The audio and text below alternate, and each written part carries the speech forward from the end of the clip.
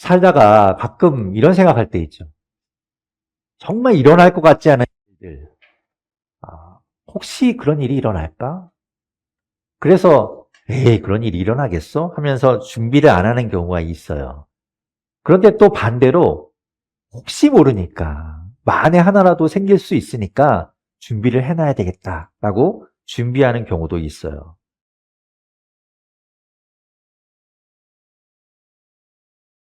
요즘 우리가 참 그런 희한한 걸 보잖아요. 한 나라의 정권을 갖고 있는 대통령이 내란을 일으키거나 쿠데타를 일으킬 일이 있을까? 뭐 그런 걸 우리가 상상해 볼 수 없잖아요. 그런데 법에 그런 경우를 상정해서 조항을 만들어 놨다는 게 참 신기하더라고요. 아니, 그런 걸 누가 상상하겠어요? 대통령이 반란을 일으키다니. 그런데 그런 법이 있다는 게 신기하더라고요. 정말 흔치 않은 일인데, 혹시나 그런 일이 생기면 이렇게 해야지라고 미리 준비를 하고 있었다는 거예요. 그러면서 생각된 것이, 그런 만에 하나인 일이 일어나기도 하는구나. 그런 일이 있기도 하는구나라는 생각이 들었습니다. 사실 우리가 보험을 드는 것도 그런 거잖아요. 뭐 우리가 어떤 사고를 당하거나 뭐 병에 걸리겠어? 하지만 혹시라도 모르니까 보험을 드는 것도 그런 일을 대비하려는 목적이죠. 철순의 집은요, 높은 지대에 있었어요. 그래서 그 높은 지대에는 그 집 담벼락 밖에 저 밑으로 이제 좁은 길이 하나 있었죠. 그래서 동네에서 이제 그 좁은 길로 사람들이 드나 왔다 갔다 하고 있었습니다. 한날은 철수 엄마가 화분들을 갖다가 이제 물을 주고 햇볕을 듬뿍 받으라고 담벼락 위에다가 화분 몇 개를 올려놓고 물을 주고 갔습니다. 마당에서 한참 공놀이를 신나게 하던 철수가 공이 굴러가는 걸 주우려고 하다가 그만 담에 이렇게 쿵 부딪히고 말았어요. 그런데 하필이면 담 위에 올려놓던 화분 하나가 그 밑으로 떨어지고 만 거죠. 그런데 그 밑에 하필 그때 지나가던 행인이 있었고 그 화분이 머리에 떨어져서 그 자리에서 그 행인은 죽고 맙니다. 그분은 낯선 분이 아니라 한 동네에 살고 있던 사람이에요. 그래서 그냥 그 길을 늘 지나다니는 분인데 하필이면 그때 그 장소를 지나가면서 화분에 맞아 사망하는 일이 생긴 겁니다. 누구도 생각하지 못한 일이죠. 설마 그런 일이 일어나겠어? 그 엄마도 화분을 그 위에 올려놓으면서 그런 일이 일어날 거는 생각하지 못했을 거예요. 하지만 안타까운 일이 벌어지고 말았습니다. 이런 경우에 어떻게 해야 할까? 물론 제가 상상해 본 상황이에요. 빈번하지는 않겠지만, 뭐 이런 일이 흔치는 않겠지만, 있을 수 있는 일이라고 생각되는 거죠. 철수에게는 전혀 고의성이 없었어요. 철수는 그냥 공놀이 하고 있었을 뿐입니다. 누구를 해칠 생각도 없었고, 누구를 미워한 적도 없어요. 그런데 결과는 한 사람이 사망하고 말았습니다. 어떻게 해야 할까? 이때 당시 고대 근동에는요, 보복법이라는 게 있었어요. 우리가 들어본 적이 있으실 텐데, 기원전 18세기경에 만들어졌다고 이야기하는 함무라비 법전이 있습니다. 메소포타미아에서 만들어진 법전인데요. 그 법전에 보면 눈에는 눈, 이에는 이라는 보복법에 근거한 조항들이 적혀 있는 것을 알 수 있습니다. 잘못한 만큼 자기가 그 대가를 치러야 한다, 이런 이야기예요. 누군가를 얼마만큼 상하게 했으면 자기도 그만큼 상함을 당하는 것이 마땅하다. 이것이 보복법입니다. 대신 그 이상도 그 이하도 허락되지 않아요. 딱 그만큼만 당해야 됩니다. 딱 그만큼에 해당하는 일만 책임을 져야 돼요. 이것이 공평하다고 생각되었던 것이죠. 율법도 마찬가지입니다. 율법에도 마찬가지 원칙이 들어있어요. 출애굽기에도 그렇고 레위기에 보면 레위기 24장 7절부터 21절에 보면 이렇게 말씀하고 있습니다. 제가 읽어볼게요. 남을 죽인 사람은 반드시 사형에 처해야 한다. 짐승을 죽인 사람은 생명으로 생명을 갚아야 하므로 살아있는 것으로 물어줘야 한다. 자기 이웃에게 상처를 입혔으면 피해자는 가해자가 입힌 만큼 그 가해자에게 상처를 입혀라. 부러뜨린 것은 부러뜨린 것으로, 눈은 눈으로, 이는 이로 갚아라. 상처를 입힌 사람은 자기도 그만큼 상처를 받아야 한다. 남의 짐승을 죽인 사람은 그것을 물어줘야 하고 사람을 죽인 사람은 반드시 사형에 처해야 한다. 이것이 율법에 나와 있던 이야기입니다. 이게 보복법이에요. 당한 만큼 갚아주는 것이 마땅하다는 거죠. 그렇다면 이 율법에 의하면 철수는 사형을 당해야 됩니다. 그런데 문제는 철수에게 고의성이 없다는 거예요. 일부러 그렇게 한 것이 아니라는 거죠. 사실 철수에게 고의가 있었는가 아닌가는 철수만 알 수 있습니다. 다른 사람은 몰라요. 그 마음을 어떻게 알겠어요? 철수는 난 진짜 모르는 일이다, 고의가 없었다라고 주장할 수 있지만 유가족 입장에서 보면 이거 충분히 그럴만하지 않냐라고 고의성이 있다라고 이야기하면 살인죄를 적용할 수밖에 없습니다. 어느 쪽의 주장을 받아들이든지 간에 자칫하면 반대쪽의 사람이 수를 결심할 수 있는, 수를 할 수 있는 그런 상황까지 가게 되지요. 그래서 하나님은 이런 상황을 대비해서 도피성이라는 것을 지정하셨습니다. 도피하여 지낼 수 있는 곳, 뭐 성이라고 붙어 있으니까 우리가 생각하는 어떤 큰 성벽이 있는 성곽을 두른 그런 성을 생각하시겠지만 그냥 마을이라고 생각하시면 돼요. 도피하여 살 수 있는 마을. 오늘 본문 1절부터 3절에 이렇게 말씀하고 있습니다. 같이 1절부터 3절 같이 읽어보겠습니다. 시작. 주님께서 여호수아에게 말씀하셨다. 너는 이스라엘 자손에게 이렇게 일러라. 내가 모세를 시켜 너희에게 말한 도피성을 지정하여 고의가 아니라 실수로 사람을 죽인 사람을 그곳으로 피하게 하여라. 그곳은 죽은 사람에 대한 복수를 하려는 사람을 피하는 곳이 될 것이다. 아멘.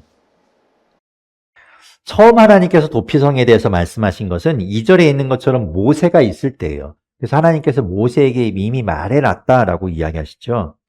출애굽기 21장, 그러니까 모세가 시내산에 올라가서 하나님으로부터 십계명을 받고 율법을 받을 때 그 안에 하나님께서 도피성에 대한 이야기를 하셨어요.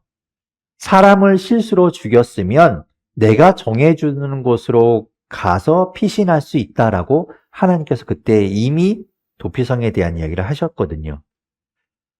왜냐하면 이 3절에 있는 것처럼 죽은 사람에 대한 복수를 하려는 사람, 그가 복수를 할 수 있기 때문에 그렇죠. 이 사람이 누군가 하면 히브리어로 고엘이라고 부르는 사람이에요. 권리를 가진, 그러니까 억울한 사정을 풀어줄 만한 권리를 가진 가까운 친족을 말합니다. 이 고엘은 룻기에 보면 룻이 보아스라는 나이 많은 부자를 만나잖아요. 그래서 그 보아스가 룻을 거두어 들여 주는데 그것이 이제 그 고엘 제도에 의해서 가까운 친족이 이제 그런 일들을 하게 되는데 그때 등장했던 고엘이에요. 그러니까 이행해야 할 권리를 가진 사람을 말합니다. 그렇게 이제 복수하려는 사람, 그 고엘로부터 피신하기 위해서 만들어진 도피성에 들어가면 그는 살 수 있었다는 거예요. 대신에 그 마을의 경계를 나가면 안 됩니다. 그 경계를 나갔다가 복수를 당해도 이제 할 말이 없어요.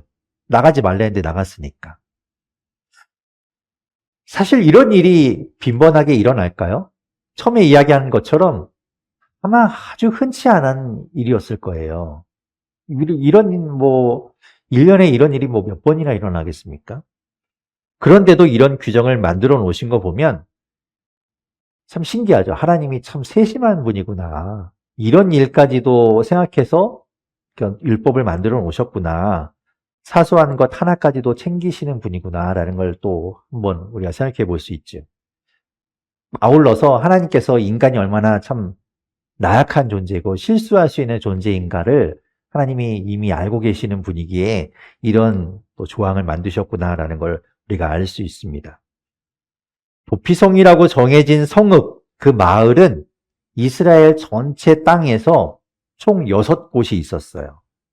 요단강을 기준으로 해서 동쪽 편에 3개, 서쪽 편에 3개, 이렇게 6개가 있었습니다. 오늘 본문 7절과 8절에 그곳 지명이 나와 있어요. 같이 한번 읽어볼게요. 7절, 8절 읽어보겠습니다. 시작. 그래서 그들은 요단강 서쪽 지역에서는 납달리 산간 지방에 있는 갈레리의 게데스와 에브라임 산간 지방의 세겜과 유다 산간 지방의 기럇 아르바 곧 헤브론을 도피성으로 구별하여 지정하였다. 또 여리고 동쪽 요단강 동쪽 지역에서는 루벤 지파의 평지 평양에 있는 베셀과 갓 지파의 길르앗 라못과 므낫세 지파의 바산 골란을 도피성으로 구별하여 지정하였다. 아멘. 낯익은 곳들이죠. 한 번씩은 다 들어보신 곳일 거예요. 특별히 기럇 아르바 헤브론, 지난 시간에 보았던 곳입니다. 지도를 보는 게 낫겠죠. 어딘지 지도를 보는 게 이제 나은데요. 이게 지난주에 보았던 지도인데요. 여기가 이제 쭉 이스라엘 이제 가나안 땅에서 살고 있는 지역입니다. 그 가운데 이렇게 네모 표시해 둔 곳이 총 6곳 도피성입니다. 요 마을들이. 예. 말씀드린 헤브론, 여기 있죠. 지난 시간에 갈렙이 이야기했잖아요. 하나님 약속을 따라서 내가 그곳에 가서 살겠다라고 했던 그 헤브론, 그 땅도 이제 도피성에 들어가는 걸 볼 수 있습니다. 자, 이렇게 보시면 어떻습니까? 이 전국에 걸쳐서 골고루 이렇게 분포되어 있는 게 보이시죠? 그러니까 어디서든 이런 일이 생기면 갈 수 있도록 이렇게 골고루 분포되어 있는 걸 알 수 있어요. 이 6개의 도피성은요, 레위 지파가 살고 있는 48개의 성읍들 가운데 정한 겁니다. 그러니까 48개 성읍 중에서 6개를 골라서 도피성이라고 정한 거예요. 레위 지파는 지금 여기 땅이 분포되어 있는 걸 볼 수 있는데 이렇게 각각 표시되어 있는 땅들이 각 지파의 땅인데 레위 지파는 없습니다. 하나님은 레위 지파에게는 땅을 주시지 않았어요. 대신에 각각의 지파들 가운데 도시들, 성읍들 하나씩을 하나 또 어디는 많으면 4개, 3개 이렇게 해서 그 성읍들의 레위인들이 살게 하셨어요. 그래서 만들어진 레위인들이 사는 성읍이 48개 성읍입니다. 쭉 전국에 이제 48개가 분포되어 있고 그 중에 6개가 이제 도피성이 되는 거죠. 누구든 고의가 아닌 실수로 사람을 죽였을 경우에 언제든 어디든 갈 수 있도록 고르게 분포되어 있는 도피성. 그 사람은 마을 입구에 가서 마을 입구에서 장로를 만납니다. 그리고 그 장로들에게 자신의 상황을 설명하는 거예요. 내가 이러해서 실수로 사람을 죽였다. 그렇게 이야기하면 그 이야기를 들은 장로들이 판단해서 이 사람은 고의가 없는 것 같다라고 생각이 되면 그를 마을로 받아들이고 그 마을에서 함께 살게 되었습니다. 마을 전체가 그를 지켜주는 보호막이 되어 주었던 거예요. 그는 그 마을에서 살다가 자기가 들어갈 때 그 레위인이 살고 있는 가운데 이제 대제사장이 있었을 텐데 그 대제사장이 죽을 때까지 그 마을에서 나오지 못하고 대제사장이 죽은 다음에야 그제서야 자유롭게 되어서 자기 고향으로 돌아갈 수 있었습니다. 이게 무슨 말인가 하면 앞에서 우리가 보았듯이 보복법이 있잖아요. 생명에는 생명으로 갚아야 한다. 피해는 피로 갚아야 한다는 그 보복법이 있었는데 생명의 대가를 치러야 하는 건 맞는 거예요. 그걸 누가 치르는가? 대제사장이 죽음으로 인해서 그 생명의 대가를 치렀다고 여겨지고 그는 그렇기 때문에 이제 자유롭게 되는 겁니다. 더 이상 그에게 죄를 묻지 않게 되는 거예요. 그러니까 그때서는 보복할 수 없게 되는 겁니다. 저는 이 도피성 이야기를 보면서 질문이 생겼어요.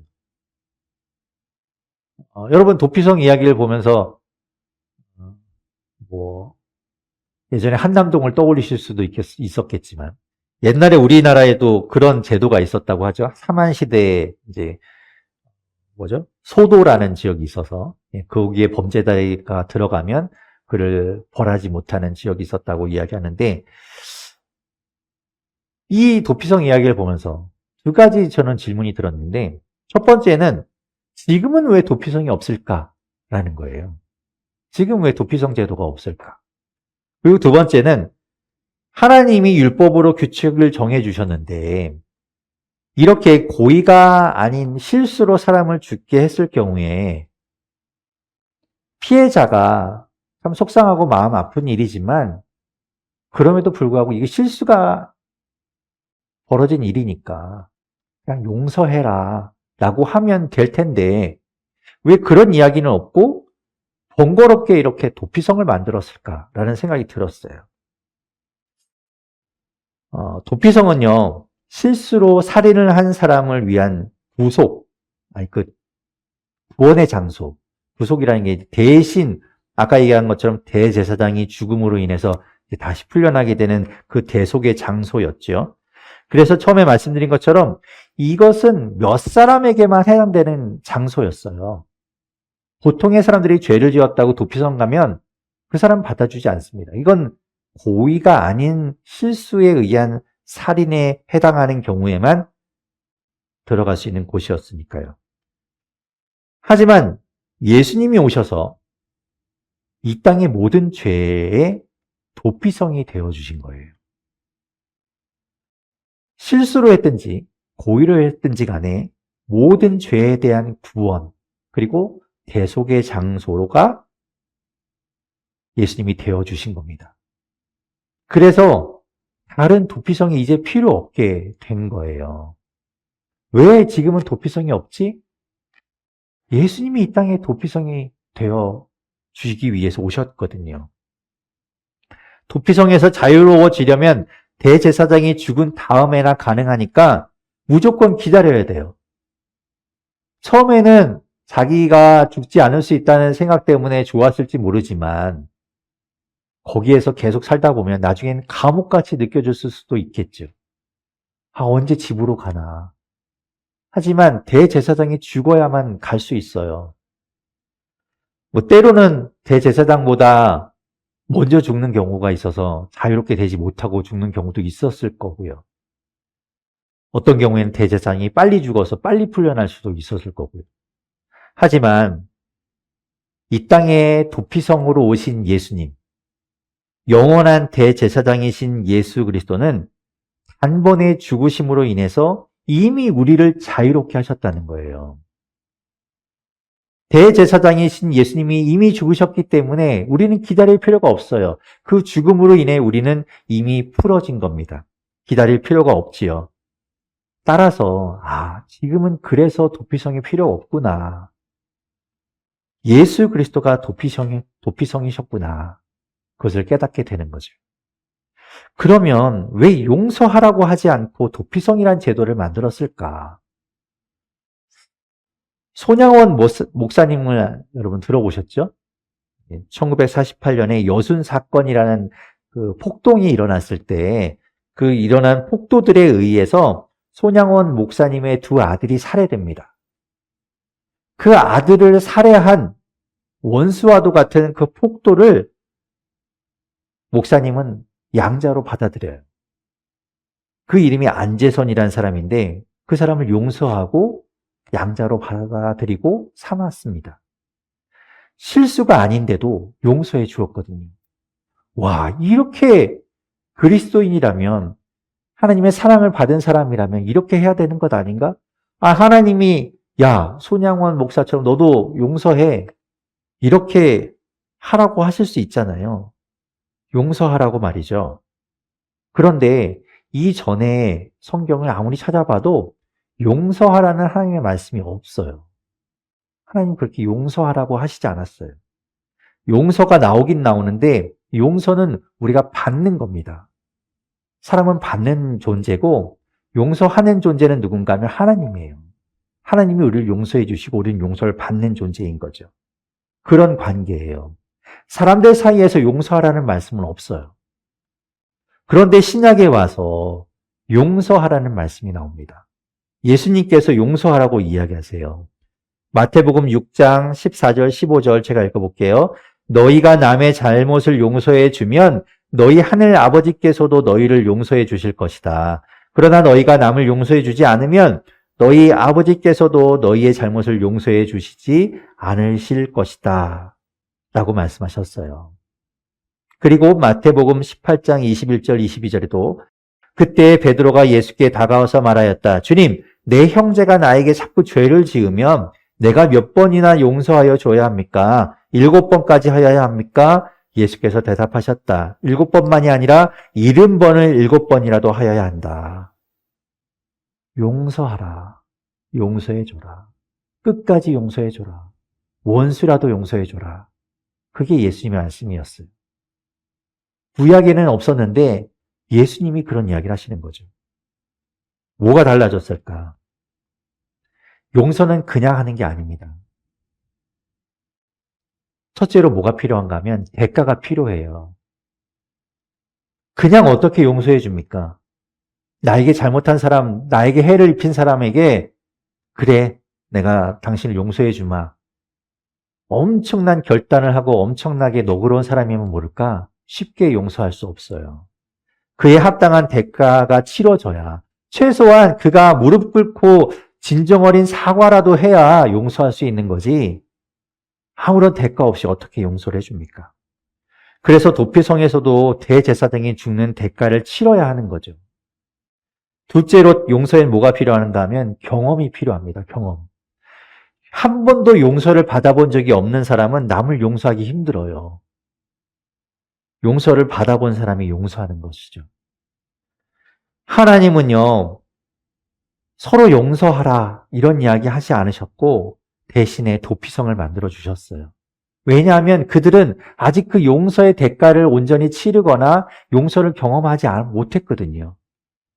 그러나 예수님이 이 땅에 오신 이후에 우리는 예수님이 도피성이 되어주셔서 그 용서의 대가를 치르고 용서의 경험을 우리는 한 겁니다. 예수님이 우리의 죄를 대신해서 대가를 치르셨고 십자가에 우리 죄를 대신해서 달리셨잖아요. 그리고 우리를 용서해 주셨어요. 우리가 죄를 지었고 우리가 하나님을 거역했고 하나님을 떠났음에도 불구하고 우리를 용서하고 품어주셨습니다. 우리는 그 경험을 한 거예요. 그래서 예수님께서 우리에게 이제서야 너희가 용서함을 받았으니 너희도 용서하라 이렇게 말씀하고 있는 겁니다. 그 말씀을 따라서 바울도 이야기해요. 에베소서 4장 32절에 말하죠. 서로 친절히 대하며 불쌍히 여기며 하나님께서 그리스도 안에서 여러분을 용서하신 것과 같이 서로 용서하십시오. 서로 용서하십시오. 우리의 죄를 대신해서 치르신 예수님. 우리를 용서하신 그 예수님. 이제 더 이상 우리가 용서를 위해서 도피하거나 숨을 필요가 없어요. 예수님이 우리의 도피성이 되어주셨고 우리가 그 예수님 때문에 용서를 경험했거든요. 이제 우리가 용서하면 되는 거예요. 주님 말씀하시듯이 용서하라. 용서하라. 우리가 예수님 안에서 용서받은 것처럼 이제 우리가 용서할 수 있게 되기를 바랍니다. 우리가 용서 받았으니까요. 용서할 수 있는 그런 우리 모두가 되기를 주님의 이름으로 축원합니다.